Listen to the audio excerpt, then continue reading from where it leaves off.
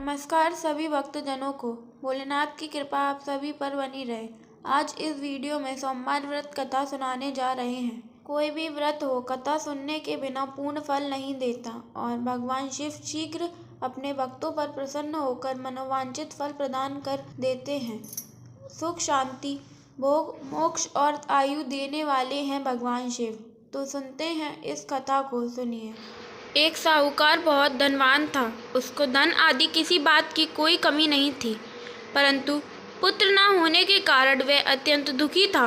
वह इसी चिंता में रात दिन रहता था और इसीलिए वह पुत्र की कामना के लिए प्रति सोमवार को शिवजी का व्रत और पूजन किया करता था। संध्या काल को शिवजी के मंदिर में जाकर दीपक जलाया करता था। उसके इस भक्ति भाव को देखकर एक समय श्री पार्वती जी ने शिवजी महाराज से कहा कि हे महाराज, यह साहूकार आपका अनन्य भक्त है और सदैव आपका व्रत और पूजन बड़ी श्रद्धा से करता है, अतः इसकी मनोकामना पूर्ण करना चाहिए। शिवजी ने कहा कि पार्वती जी, यह संसार कर्म क्षेत्र है। जैसा किसान खेत में बीज बोता है वैसा ही फल काटता है, उसी तरह संसार में जो जैसा कर्म करते हैं वैसा ही फल भोगते हैं। पार्वती जी ने अत्यंत आग्रह से कहा कि महाराज, जब यह आपका ऐसा भक्त है और यदि इसको किसी प्रकार का दुख है तो उसको अवश्य दूर करना चाहिए, क्योंकि आप तो सदैव अपने भक्तों पर दया करते हैं, उनके दुखों को दूर करते हैं। यदि आप ऐसा नहीं करोगे तो मनुष्य क्यों आपकी सेवा व्रत पूजन करेंगे। पार्वती जी का ऐसा आग्रह देख शिवजी महाराज प्रसन्न से होकर कहने लगे, हे पार्वती, इसके कोई पुत्र नहीं है। इसी पुत्र चिंता से यह बहुत दुखी रहता है। उसके भाग्य में पुत्र न होने पर भी मैं इसको पुत्र की प्राप्ति का वर देता हूँ, परंतु वह पुत्र केवल 12 वर्ष तक ही जीवित रहेगा। इसके पश्चात वह मृत्यु को प्राप्त होगा। इससे अधिक मैं इसके लिए कुछ नहीं कर सकता। यह सब बात साहूकार सुन रहा था। इससे उसको ना कुछ प्रसन्नता हुई और ना कुछ दुख हुआ। वह पूर्ववत जैसे ही शिवजी महाराज का सोमवार का व्रत और पूजन करता रहा। कुछ समय व्यतीत हो जाने पर साहूकार की स्त्री गर्भवती हुई और 10वें महीने उसके गर्भ में अति सुंदर पुत्र की प्राप्ति हुई। साहूकार के घर में बहुत खुशी मनाई गई, परंतु साहूकार ने उसको केवल 12 वर्ष की आयु जानकर अधिक प्रसन्नता प्रकट नहीं की और ना ही किसी को भेद बताया। जब वह 9 वर्ष का हो गया तो उस बालक की माता ने उसके पिता से उसके विवाह आदि के लिए कहा, परंतु वह साहूकार कहने लगा, मैं अभी इसका विवाह नहीं करूंगा और काशी में पढ़ने के लिए भेजूंगा।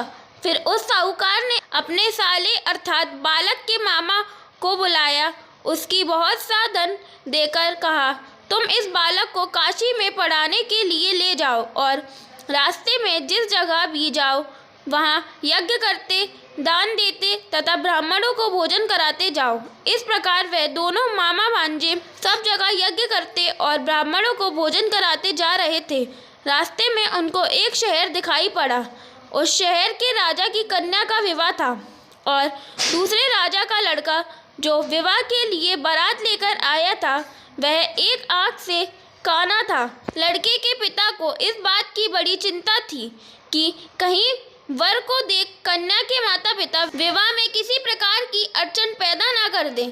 इस कारण जब उसने अति सुंदर सेठ के लड़के को देखा तो मन में विचार किया कि क्यों न दरवाजे के समय पर इस लड़के से वर का काम ले लिया जाए। ऐसा विचार कर राजा ने उस लड़के और उसके मामा से कहा तो वह राजी हो गए और साहूकार के लड़के का स्नान आदि करा, वर के कपड़े पहना तथा घोड़ी पर चढ़ा दरवाजे पर ले गए और बड़ी शांति से सब कार्य हो गया। अब वर के पिता ने सोचा, यदि विवाह का कार्य भी इसी लड़के से करा दिया जाए तो क्या बुराई है। ऐसा विचार करके उसके मामा से कहा, यदि आप फेरों और कन्यादान का काम भी करा दे तो आपकी बड़ी कृपा होगी और हम इसके बदले में आपको बहुत सा धन देंगे।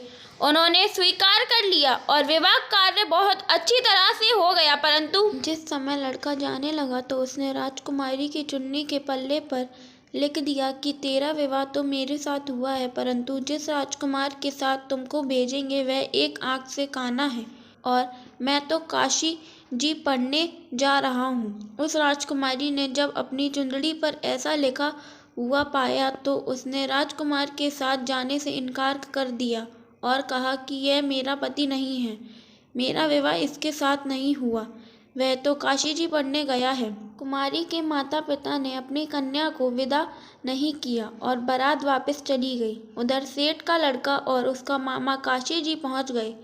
वहां जाकर उन्होंने यज्ञ करना और लड़के ने पढ़ना शुरू कर दिया। जब लड़के की आयु 12 वर्ष की हुई तब एक दिन उन्होंने यज्ञ रचा रखा था कि उस लड़के ने अपने मामा से कहा, मामा जी आज मेरी तबीयत कुछ ठीक नहीं है। मामा ने कहा कि अंदर जाकर सो जाओ। लड़का अंदर जाकर सो गया और थोड़ी देर में उसके प्राण निकल गए। जब उसके मामा ने आकर देखा कि वह तो मुर्दा पड़ा है तो उसको बड़ा दुख हुआ और उसने सोचा कि मैं अभी रोना पीटना मचा दूंगा तो यज्ञ का कार्य अधूरा रह जाएगा। अतः उसने जल्दी से यज्ञ का कार्य समाप्त कर ब्राह्मणों के घर जाने के पश्चात रोना पीटना आरंभ कर दिया। संयोगवश उस समय शिव जी महाराज और पार्वती जी उधर से जा रहे थे। जब उन्होंने जोर शोर से रोना पीटना की आवाज़ सुनी तो पार्वती जी शिव जी को आग्रह करके उसके पास ले गईं और सुंदर लड़के को मरा हुआ देखकर कहने लगी कि महाराज यह तो उसी सेठ का लड़का है जो आपके वरदान से पैदा हुआ था।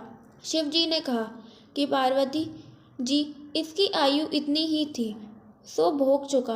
पार्वती जी ने कहा कि महाराज कृपा करके इस बालक को और आयु दो, नहीं तो इसके माता पिता तड़प तड़प कर मर जाएंगे। पार्वती जी के इस प्रकार बार बार आग्रह करने पर शिव जी ने उसको वरदान दिया और शिव जी महाराज की कृपा से लड़का जीवित हो गया। शिव पार्वती कैलाश चले गए। तब वह लड़का और उसका मामा उसी प्रकार यज्ञ करते हुए अपने घर की तरफ चल पड़े और रास्ते में उसी शहर में आए जहाँ पर उस लड़के का विवाह हुआ था। वहाँ पर आकर जब उन्होंने यज्ञ आरंभ कर दिया तो उस लड़के के शवसुर ने उसको पहचान लिया और अपने महल में लाकर उसकी बड़ी खातिर की। साथ ही बहुत सारा धन और दासियों सहित बड़े आदर और सत्कार के साथ अपनी लड़की और जमाई को विदा किया। जब वह अपने शहर के निकट आए तो उसके मामा ने कहा कि पहले मैं तुम्हारे घर जाकर खबर कर आता हूँ। उस समय उसके माता पिता अपने घर की छत पर बैठे हुए थे और उन्होंने यह प्रण कर रखा था कि यदि हमारा पुत्र सकुशल घर आया तो राजी खुशी नीचे आ जाएंगे, नहीं तो छत से ही मरकर अपने प्राण दे देंगे। इतने में ही उस लड़के के मामा ने आकर यह सारा समाचार दिया कि आपका पुत्र आ गया है, परंतु उनको विश्वास न आया।